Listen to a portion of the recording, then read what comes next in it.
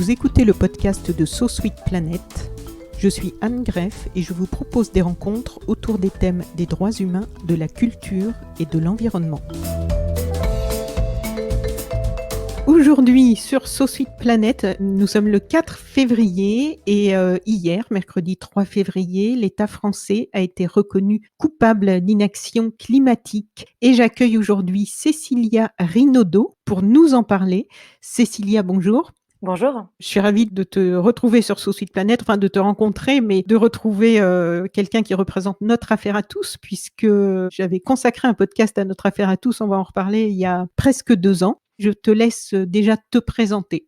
Oui, merci de m'accueillir et de me recevoir. Donc moi, je suis Cécilia Rinaudot, je suis coordinatrice générale de Notre Affaire à tous, qui est à l'origine de l'affaire du siècle, avec 3 autres organisations, donc la Fondation Nicolas Hulot, Oxfam France et Greenpeace France, où on a lancé l'affaire du siècle il y a un peu plus de 2 ans, cette action en justice contre l'inaction climatique de l'État français. Voilà, une longue aventure. Alors, est-ce que tu peux nous expliquer déjà en quelques mots ce que sont Notre Affaire à tous et l'affaire du siècle? Parce que pour le grand public, bon, il y a des fans qui vous suivent depuis le début, qui ont bien compris ce que c'est que toutes ces appellations. Pour le grand public ou pour nos amis à l'étranger, puisqu'on a beaucoup d'auditrices et d'auditeurs qui nous écoutent vraiment assez loin sur la planète jusqu'en Inde. J'ai vu qu'il y avait beaucoup de gens qui écoutaient en Inde. J'espère qu'ils seront heureux d'entendre vos victoires, nos victoires à tous, on peut dire. Et donc, je vais te demander de nous réexpliquer un petit peu, en quelques mots, pour toutes ces personnes qui ne sont pas forcément sur notre territoire, ce que sont Notre Affaire à tous et l'affaire du siècle. Alors, Notre Affaire à tous, c'est une ONG qui s'est créée en 2015, justement suite aux accords de Paris et suite à la victoire d'Urgenda, qui est le recours climatique contre l'État néerlandais, qui est un recours similaire à l'affaire du siècle. Et c'est suite à ce recours-là que Notre Affaire à tous s'est créée de l'initiative de Marie Toussaint, avec cette volonté de faire la même chose en France, de faire reconnaître la responsabilité de l'État français à agir contre le réchauffement climatique. Et en fait, Notre Affaire à tous, c'est une ONG qui fait du droit une arme pour protéger le vivant, l'environnement, les communs naturels et le climat. Donc en fait, on va utiliser le droit pour faire émerger de nouvelles responsabilités envers les pouvoirs publics, comme l'État, mais aussi envers les multinationales. On a fait un recours, une action en justice contre Total, pour pousser Total à agir, à prendre des actions plus fortes pour lutter contre le réchauffement climatique. Et on va aussi agir au niveau local. On va accompagner des collectifs qui sont en lutte contre des projets polluants et imposés partout sur le territoire. Et on va aussi essayer de faire évoluer le droit pour mieux protéger l'environnement. Donc, on va défendre des propositions comme la reconnaissance du crime d'écocide, comme le fait d'intégrer le climat dans la Constitution, dans l'article 1er de la Constitution, de faire reconnaître des droits à la nature. Voilà, tout un panel en fait d'actions à travers le droit et la mobilisation citoyenne, puisque ce qu'on défend aussi, c'est que le droit ne doit pas être un outil d'initié. Le droit, c'est un levier pour tous les citoyens et il faut que chacun puisse se réapproprier l'outil du droit pour protéger en fait nos droits, le droit à vivre dans un environnement sain notamment. Et c'est pour ça d'ailleurs qu'avec l'affaire du siècle aussi, on a voulu non seulement monter cette action en justice avec les 3 autres organisations, mais aussi en faire un levier de mobilisation citoyenne, puisque donc on a lancé l'affaire du siècle avec les 3 autres organisations en décembre 2018. Donc l'objectif de cette action, c'était de faire reconnaître la responsabilité de l'État et son inaction climatique du coup à ne pas agir assez pour lutter contre le réchauffement climatique et à demander au tribunal d'enjoindre l'État à faire plus pour lutter contre le réchauffement climatique. Et quand on a lancé cette action en justice, on a lancé aussi une pétition et ça a été très très relayé, très très soutenu, puisque en 2 semaines, on a eu 2 millions de personnes qui ont signé cette pétition. Aujourd'hui, on a 2,3 millions de personnes qui soutiennent l'action, qui ont signé cette pétition. Et ça montrait bien en fait cette volonté des citoyens de se saisir de l'outil du droit, de se dire en fait, on a tenté beaucoup de choses, on a fait des marches, on a fait des propositions au gouvernement, on a proposé des mesures, ça n'a pas marché. Peut-être que maintenant la justice, elle a un rôle, elle peut contraindre l'État à agir et les gens se sont dit, voilà, c'est un levier qu'on n'a pas encore utilisé et peut-être celui-là, il peut fonctionner. Et il y avait aussi beaucoup d'artistes qui vous ont soutenu. Oui, on a fait cette vidéo de lancement avec beaucoup de youtubeurs, d'influenceurs, d'artistes, de comédiens. Et c'est ça aussi qui a permis de faire connaître cette action, cette initiative. Et c'est vrai que ça a permis de faire du bruit. On en a beaucoup parlé et on continue à beaucoup en parler. Et notamment parce que c'est quelque chose d'inédit. C'est la première fois que l'État français se retrouve face à la justice pour son inaction climatique. C'est quelque chose de très fort, de très symbolique, mais pas que symbolique, puisqu'il y a vraiment un impact très très fort derrière. Et il y avait donc Marion Cotillard, Juliette Binoche, pour citer parmi peut-être les plus connus du grand public, qui ont soutenu, qui ont participé aux vidéos, y compris à la vidéo que vous avez mise en ligne hier, où toutes ces mêmes personnalités ont refait un tout petit passage de la vidéo pour manifester toujours leur soutien et aussi leur joie de ce résultat hier, qui est le deuxième grand fait, à ma connaissance, historique pour notre affaire à tous. Le premier, c'était de dépasser les 2 millions de signatures pour une pétition, ce qui était déjà assez incroyable. Et d'ailleurs, toute la presse s'était mobilisée, ça avait suscité beaucoup d'intérêt.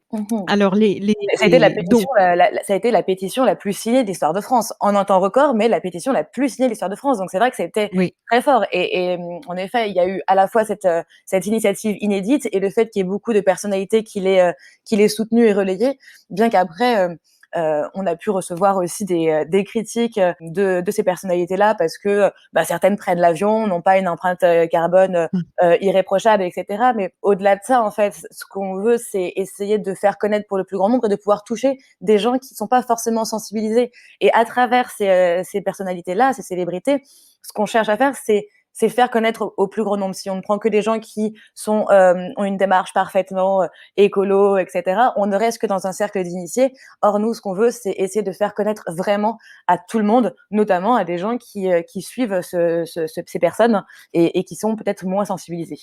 Voilà.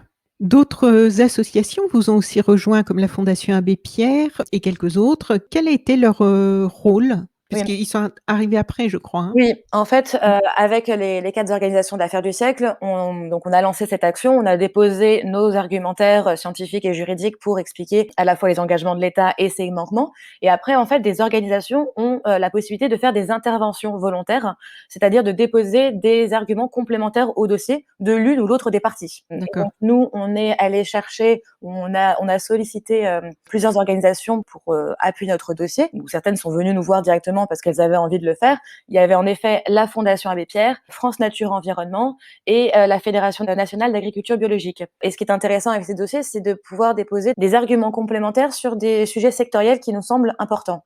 La Fondation Abbé Pierre, justement, sur les logements et sur le besoin d'amélioration d'efficacité énergétique, de rénovation énergétique des logements. La FNAB, donc la Fédération nationale d'agriculture biologique, justement, sur cette nécessité de transformer notre mode d'agriculture. Et France Nature Environnement sur les questions plus larges d'environnement, de pollution, etc. Donc c'était important de pouvoir appuyer justement le dossier par ces arguments. Après, il s'est avéré que les interventions volontaires de la FNAB et de la Fondation Abbé Pierre ont été rejetées par le juge car trop sectorielles, alors que notre recours était plus large et qu'il fallait s'attaquer vraiment à la totalité de nos arguments. Donc ça a été rejeté.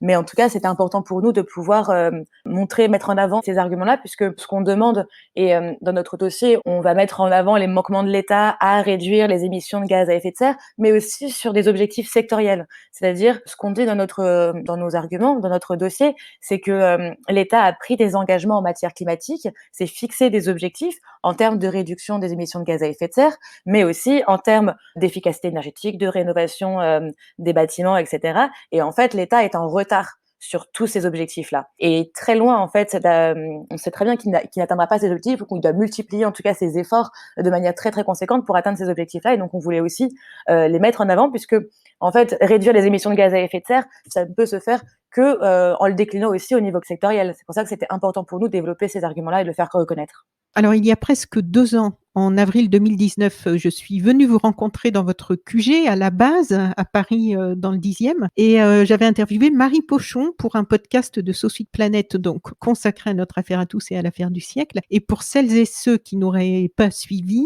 est-ce que tu peux nous retracer rapidement le parcours, enfin les grandes étapes jusqu'à cette décision d'hier, pour comprendre quel était le but à ce moment-là, lorsque vous choisissez cette action d'attaquer l'État français? Parce que finalement, le réchauffement climatique, ça couvre tous les domaines, ça couvre toute la planète. Il y a 1001 façons d'aborder le problème, de sensibiliser, de demander, d'exiger par rapport aux multinationales, par rapport au gouvernement. Lorsque vous avez choisi cette action emblématique et qui pouvait paraître assez audacieuse d'attaquer l'État français, qu'est-ce qui était sur la table à ce moment-là? Qu'est-ce qui a fait que vous avez pris cette décision?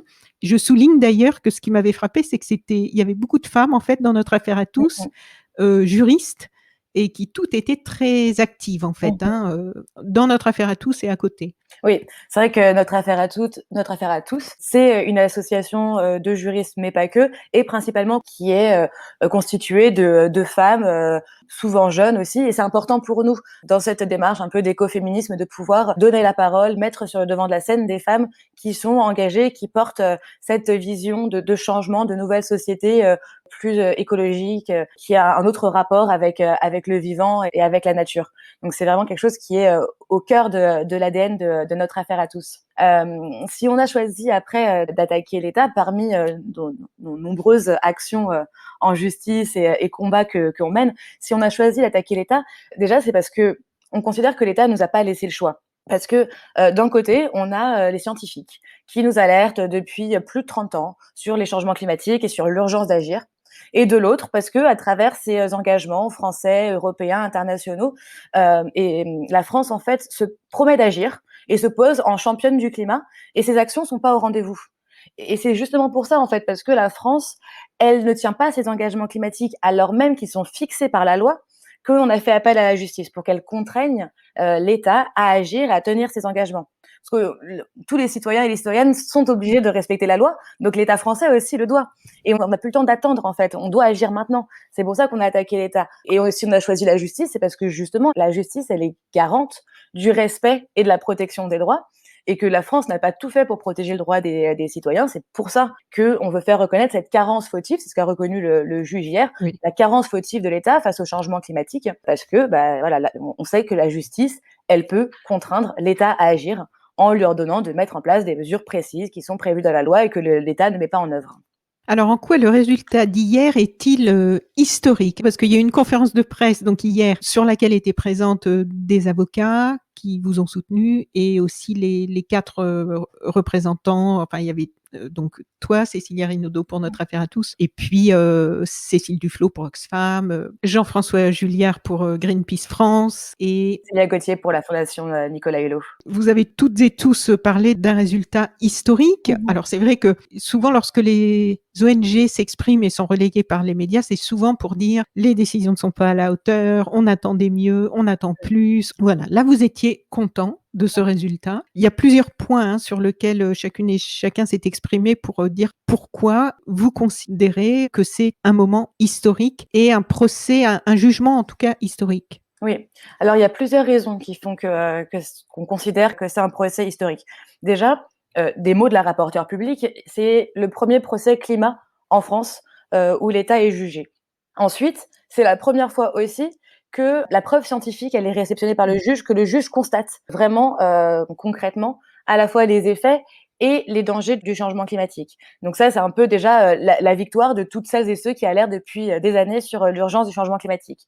Après, d'un point de vue juridique, c'est une décision historique, déjà parce que le juge nous a donné raison sur presque l'entièreté de nos demandes, et surtout parce que dans les décisions qui sont historiques, qui sont très très très fortes, le premier point, c'est que la justice, elle reconnaît pour la première fois que l'État a commis une faute en se montrant incapable de tenir ses engagements de réduction de gaz à effet de serre. Donc l'État ne peut plus nier la réalité de son inaction climatique, parce que le tribunal affirme que les émissions de gaz à effet de serre supplémentaires qui sont dues à l'inaction de l'État, ça cause des dommages sur l'environnement, et c'est ce qu'on appelle un préjudice écologique. Alors déjà, ça aussi, si on s'y arrête 2 minutes, c'est quelque chose qui est historique aussi, puisque le préjudice écologique, ça n'avait jamais été reconnu en droit administratif. Officiellement, ça existe.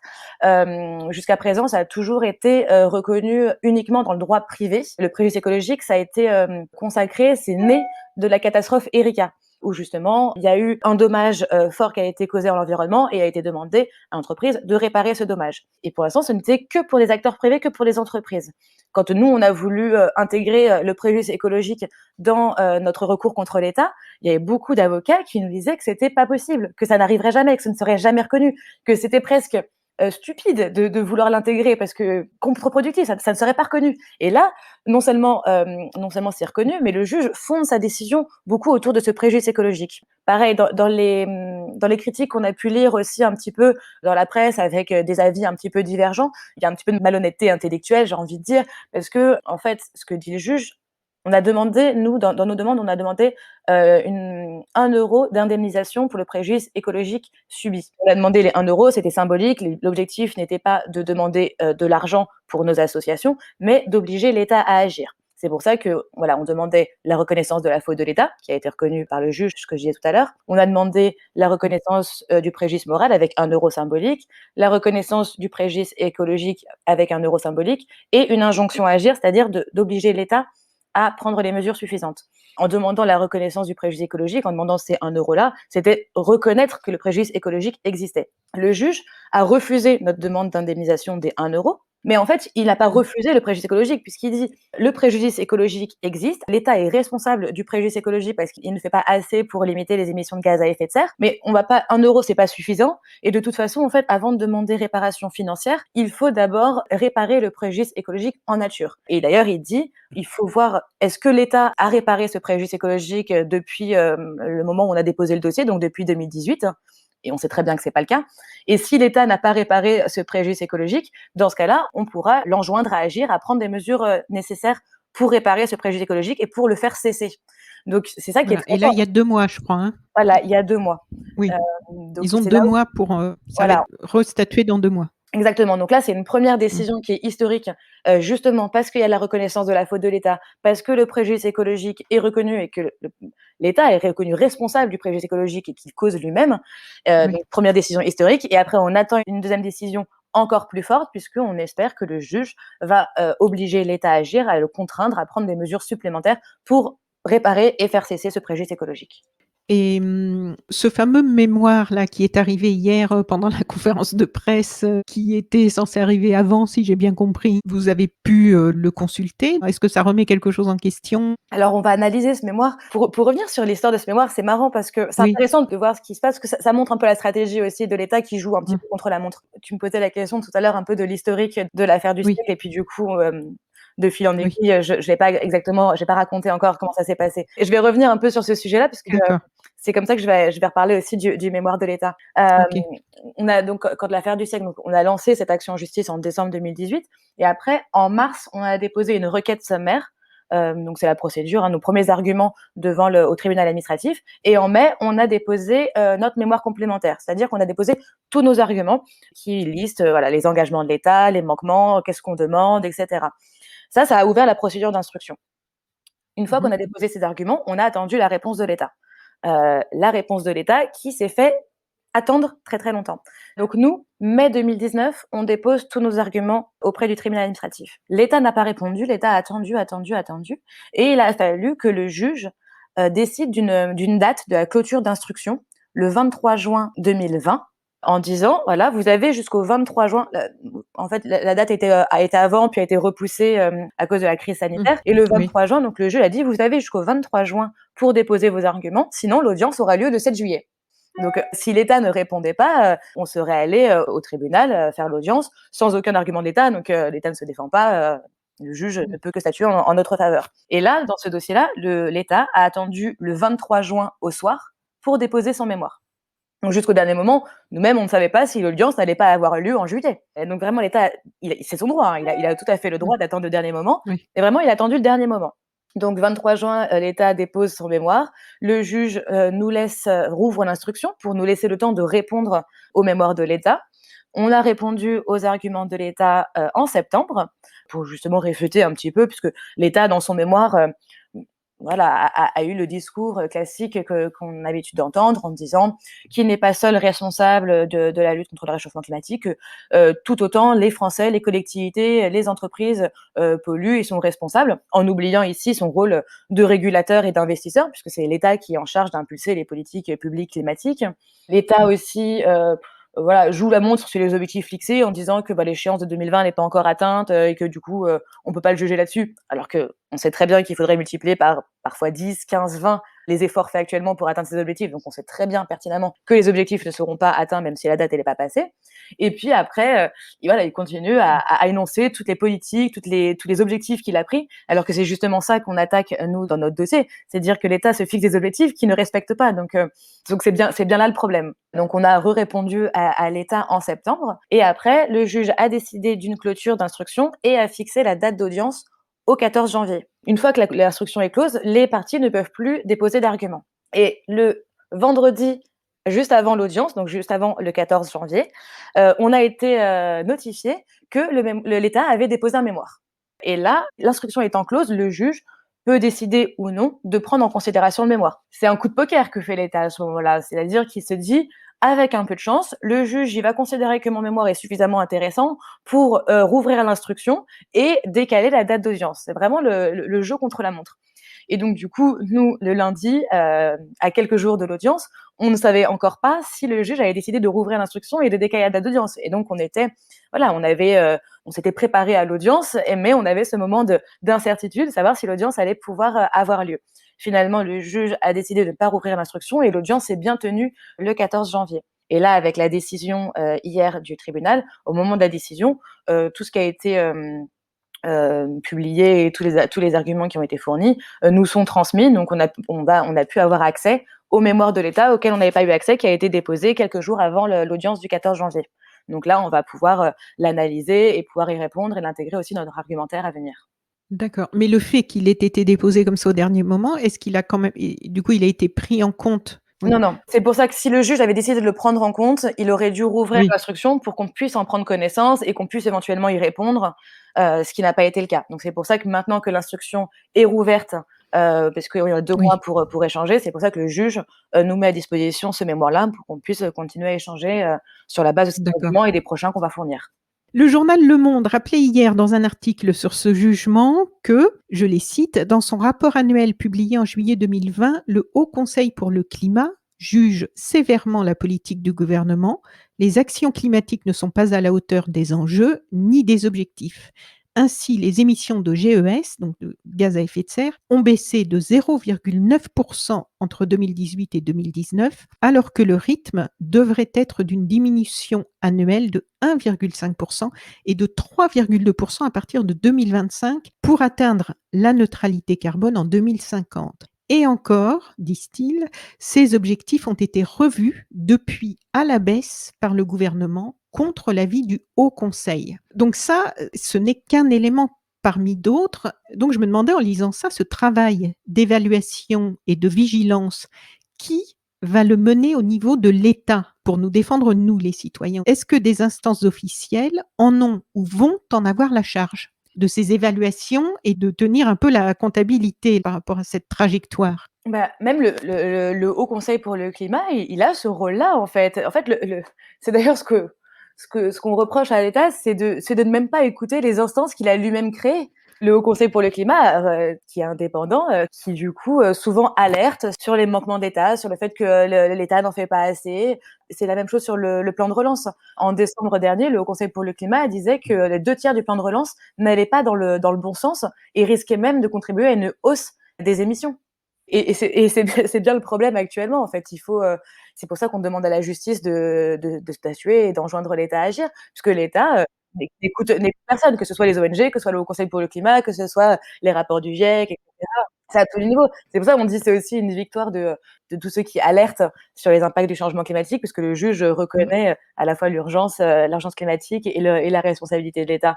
Et on peut refaire le parallèle aussi avec la Convention citoyenne pour le climat, où Macron avait promis, s'était engagé à appliquer sans filtre les mesures de la Convention citoyenne pour le climat. Et in fine, sur les 149 propositions, il y en a un certain nombre qui ont été supprimées, plein d'autres dont on a réduit la portée, alors que l'objectif initial de ces propositions, c'était le mandat que leur avait donné Emmanuel Macron, c'était de proposer des mesures qui permettaient de réduire les émissions de gaz à effet de serre de moins 40% par rapport au niveau pré-industriel de 1990.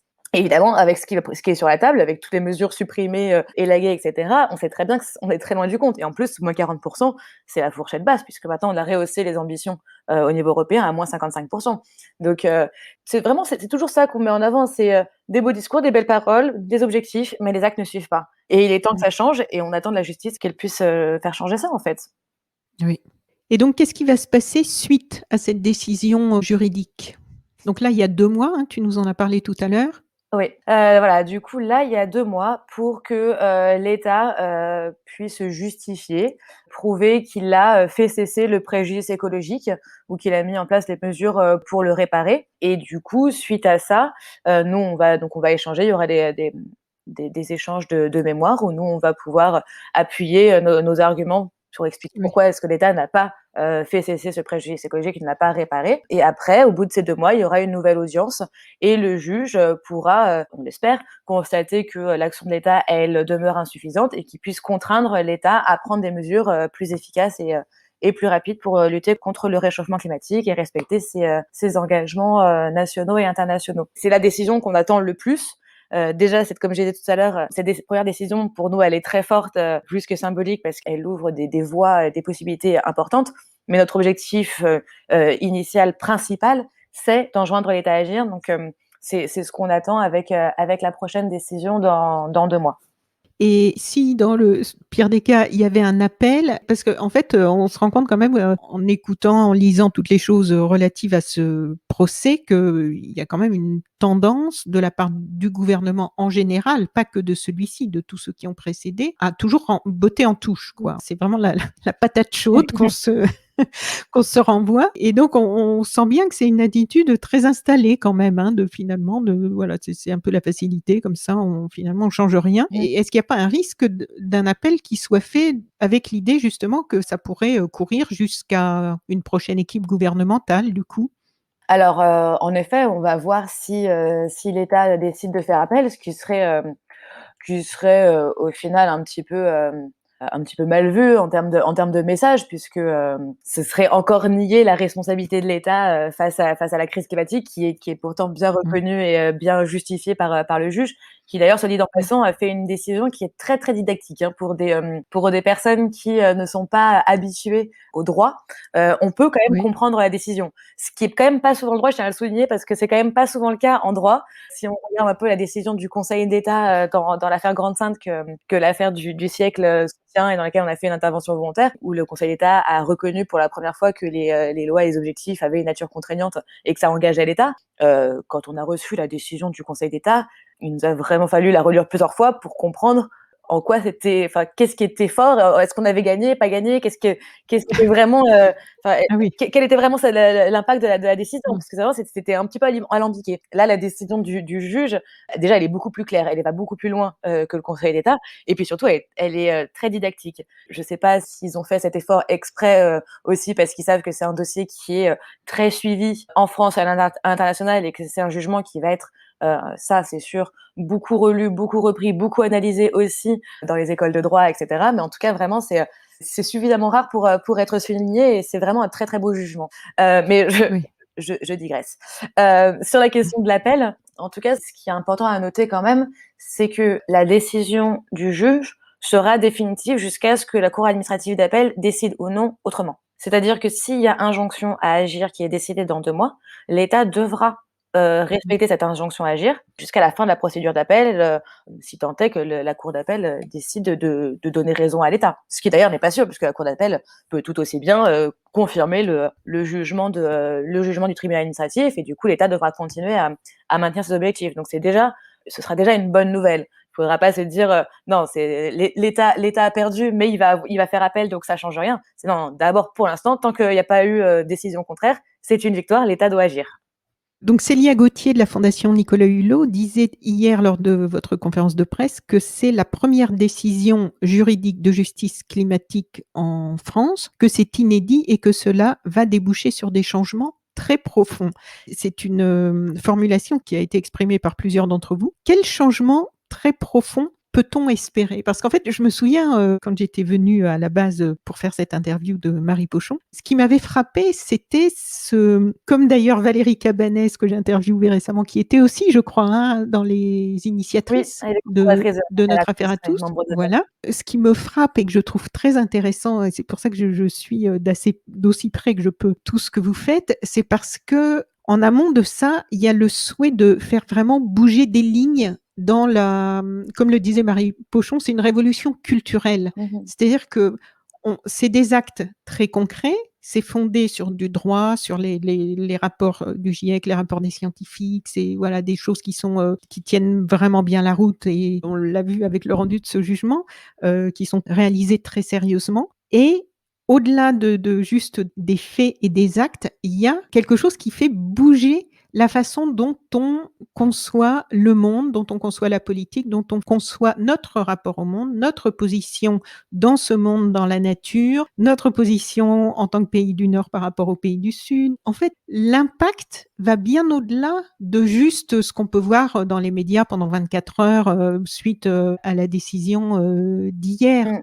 Ça a l'air d'être assez présent, cette idée de faire bouger les lignes plus en profondeur dans vos actions aussi. Tout à fait. C'est vraiment, je pense qu'au-delà de ça, alors il y a tout ce que la décision va pouvoir permettre de changer sur l'accès à la justice, pour les citoyens, pour les associations. Ça, c'est déjà, Mmh. des avancées qui sont très fortes. Mais au-delà de ça, c'est vrai qu'on est vraiment dans la construction de nos droits climatiques, qui est un peu, vraiment l'enjeu du XXIe siècle et après peut-être ça nous paraîtra normal. Mais si on repart un peu dans l'histoire de la construction de nos droits, il y a d'abord eu, la bataille pour les droits civils et politiques, pour les droits sociaux, qui maintenant nous paraissent acquis en fait, hein. Plus personne ne Oui. penserait à les remettre en question. Et ben c'est la même chose qu'on est en train d'essayer de faire maintenant. La bataille pour les droits climatiques, pour les droits environnementaux. Parce que justement aujourd'hui le problème c'est qu'il y a pas de responsabilité, des pollueurs qui nuisent à l'environnement et aux êtres humains, aux droits des générations futures à vivre dans un environnement sain. Oui. Personne n'est tenu responsable et c'est pour ça qu'on cherche à faire, émerger ces nouvelles, responsabilités, environnementales à travers Et la reconnaissance du crime et d'écocide. voilà et toute la reconnaissance du crime Mmh. écocide, la reconnaissance, le fait de reconnaître des droits à la nature, en fait, de vivre dans cet écosystème, de changer notre rapport à la nature, et tout ça, en fait, c'est un changement de société, de vision qui prend du temps, mais qui est vraiment une évolution, de la société qui va dans le sens de l'histoire parce qu'en fait, maintenant, on se rend bien compte, on peut plus continuer comme on faisait avant. En fait, on peut plus continuer comme on faisait avant ces dernières années, hein, ces dernières, centaines d'années, parce qu'avant, c'était encore différent. On avait une autre conception à la Oui. nature. Si on reprend tous les peuples autochtones à Mmh. travers le monde, eux, ils ont un rapport à la nature qui est bien meilleur et bien plus sain que celui qu'on a maintenant Mmh. parce que on est parti dans un progrès, dans un développement économique et dans une société capitaliste qui va contre le bon sens. Qui s'est emballé. Exactement, et qui va contre le bon sens. Et on voit à Mmh. quel point c'est important, notamment quand, bah, ne serait-ce que reprendre l'origine de l'épidémie actuelle de la Covid. Pourquoi est-ce que ça arrivait chez nous et pourquoi est-ce que ça risque de se reproduire peut-être dans des conditions encore pires que celles actuelles? C'est parce que à cause de la déforestation, à force de détruire les écosystèmes où vivent des espèces sauvages qui peuvent être porteuses de maladies, mais qui étaient bien au calme dans leur environnement naturel, à force de détruire ces écosystèmes-là, ces espèces sauvages qui peuvent être porteuses de maladies se rapprochent des zones peuplées et on arrive à contaminer les animaux et qui vont contaminer les humains. Puis après, mondialisation, etc., transport des personnes et des marchandises, etc., bah, du coup, l'épidémie, elle se généralise partout. Et en fait, Voilà. Marie-Monique Robin, d'ailleurs, vient de sortir un livre sur le sujet, La fabrique des pandémies, et elle prépare un nouveau documentaire aussi, avec des scientifiques interviewés un peu partout sur la planète. Et c'est une réalité, oui, vraiment, qu'il va falloir marteler parce qu'on se rend bien compte que quand même, c'est pas encore la majorité des personnes qui sont convaincues de ça. oui, tout à fait, tout à fait. C'est pour ça que c'est Mmh. important de faire passer ce message-là et d'expliquer en fait pourquoi protéger l'environnement, c'est aussi nous, protéger notre futur aussi et Mais oui. notre capacité à vivre dans un environnement sain qui est très important. Et du coup, même les personnes qui n'ont pas forcément cette conscience écologique, etc., rapportée à sa propre vie, en fait, Mmh. c'est indispensable de protéger l'environnement à l'heure actuelle. Donc le projet de loi climat et résilience, issu des propositions de la Convention citoyenne doit être présenté en conseil des ministres incessamment, là, le 10 février, donc dans quelques jours. Nous, on enregistre aujourd'hui le jeudi 4 et après ça doit être, débattu au parlement fin mars, je crois. Dans quelle mesure, ce jugement, est-ce qu'il va y avoir des interactions? Est-ce que ça peut influencer? Est-ce que Alors, pour l'instant, il s'agit d'un projet de loi, donc il peut pas être, tant qu'il n'existe pas, on ne peut pas, agir dessus. On peut espérer, c'est que la décision, du tribunal pousse l'État à revoir un petit peu sa copie et à rehausser l'ambition de ce projet de loi et nous, on continue à pousser le plaidoyer, nous, comme beaucoup d'ONG, organisations de la société civile, notamment à travers le réseau Action Climat et d'autres organisations qui défendent un projet de loi beaucoup plus ambitieux, on continue à proposer des amendements, à essayer d'améliorer, d'augmenter l'ambition de ce projet de loi. Si l'État décidait de maintenir ce projet de loi actuel, on utiliserait la voie juridique pour essayer de le contester et de le faire changer. À la base, je me souviens qu'il y avait une vie très animée qui a dû un peu être tristement réduite depuis le début de l'année dernière. Ça fait 1 an déjà qu'on est dans cette situation de pandémie, de confinement, déconfinement et tout ça. J'imagine que ça doit vous manquer à tous, la vie avec le quartier, toutes les actions qui étaient faites régulièrement, le petit bar bien sympathique, et puis surtout qu'il y a plusieurs ONG qui sont sur place, qui cohabitent dans ce lieu. Donc, quel est votre programme là pour les semaines, les mois qui viennent? J'imagine que vous n'avez pas le temps de vous reposer. Là, il faut continuer et être au taquet encore. Oui, il y a beaucoup de combats encore à mener pour notre affaire à tous. C'est vrai que il y a la continuité de l'affaire du siècle, de Grande Sainte, nos actions en justice contre Total, contre d'autres projets polluants et inutiles, avec l'écocide, le projet de réforme de la Constitution, etc. Donc, on a du pain sur la planche.